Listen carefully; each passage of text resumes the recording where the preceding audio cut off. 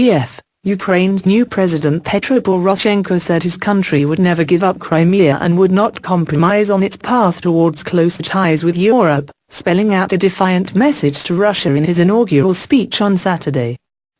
The 48-year-old billionaire took the oath of office before Parliament, buoyed by Western support but facing a crisis in relations with Russia as a separatist uprising seethes in the east of his country.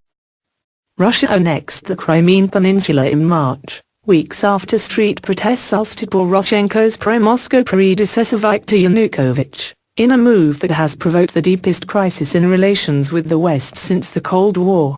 Citizens of Ukraine will never enjoy the beauty of peace unless we settle our relations with Russia. Russia occupied Crimea, which was, is, and will be, Ukrainian soil, Poroshenko said in a speech that drew a standing ovation. He said he had delivered the message to Russian President Vladimir Putin when the two met on Friday at a World War II anniversary ceremony in France. There is no prospect of Russia reversing its takeover of Crimea, but in what could be a positive signal from Moscow, Russian news agencies reported Putin had ordered the Federal Security Service to strengthen protection of the border with Ukraine and prevent people crossing illegally. The move was potentially significant because Ukraine and Western governments have been pressing Moscow to stop what they say is a flow of Russian arms and fighters into eastern Ukraine.